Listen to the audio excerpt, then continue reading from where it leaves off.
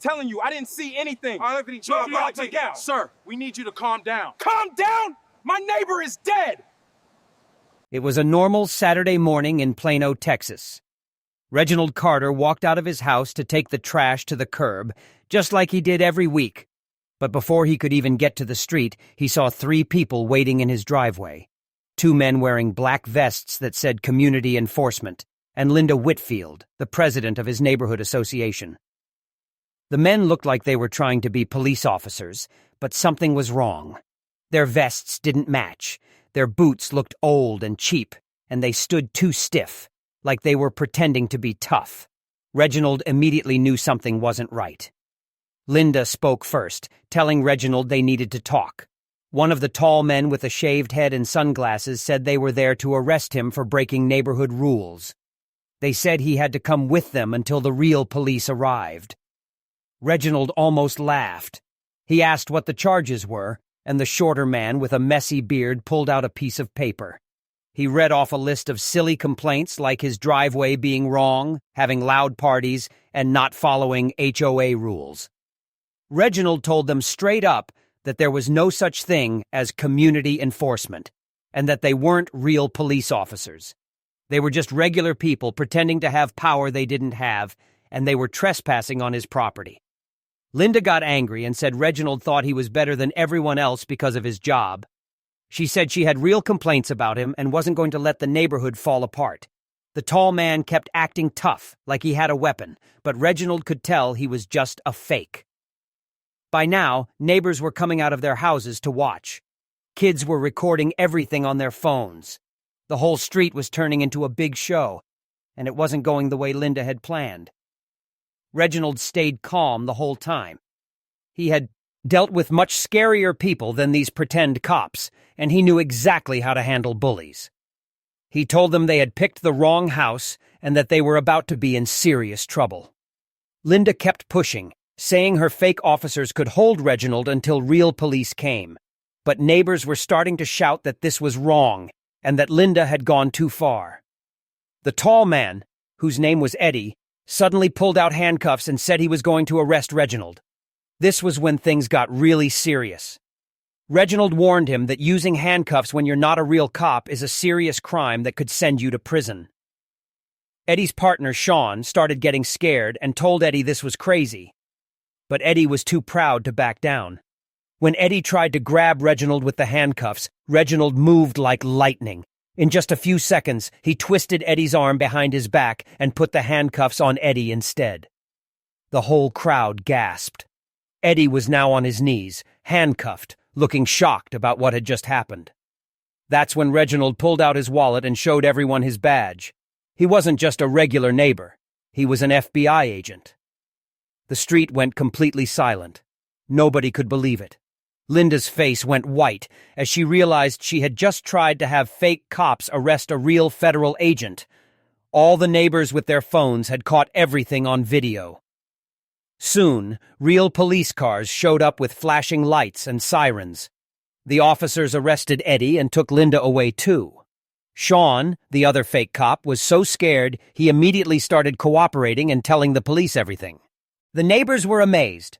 They had just watched their quiet neighbor, who they thought was just a regular guy, handle a dangerous situation like a professional. Some clapped, others just stared in shock.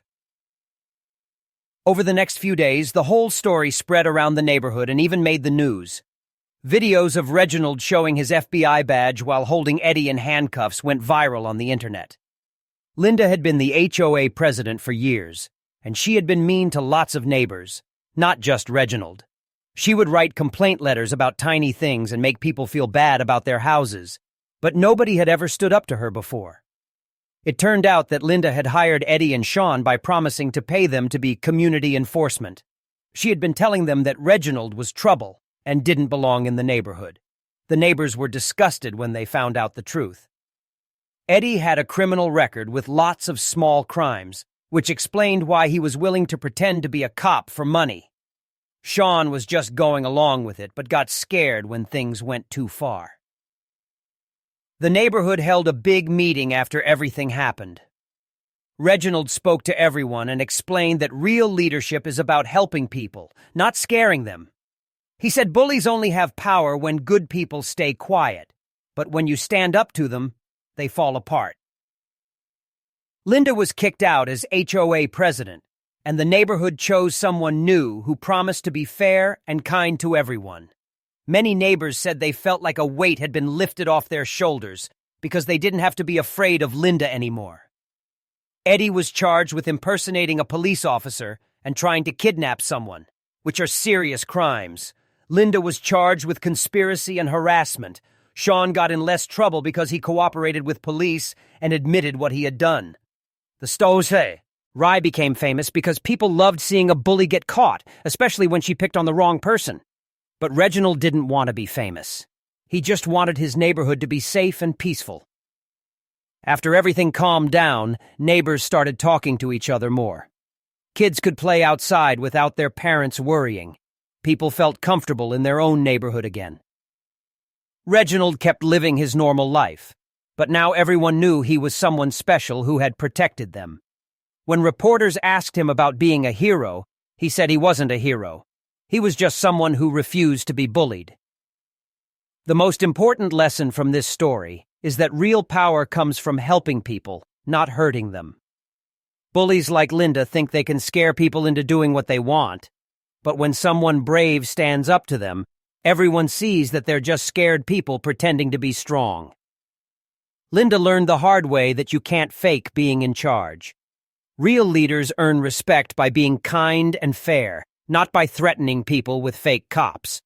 And Eddie and Sean learned that pretending to be police officers is a serious crime that can ruin your life. The neighborhood kids learned something important too.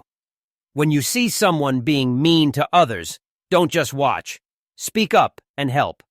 Good people have to work together to stop bullies. Reginald showed everyone that you don't have to be loud or mean to be strong.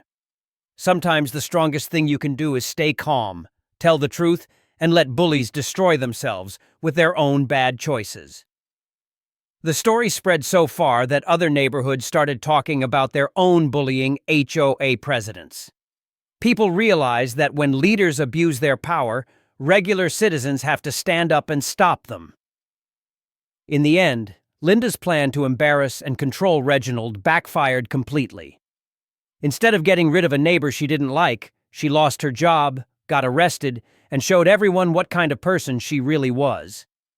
The fake cops she hired to scare people ended up in real handcuffs, and the whole neighborhood learned that truth always wins over lies.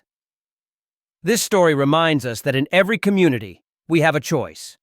We can either let bullies rule through fear, or we can stand together and choose respect and kindness.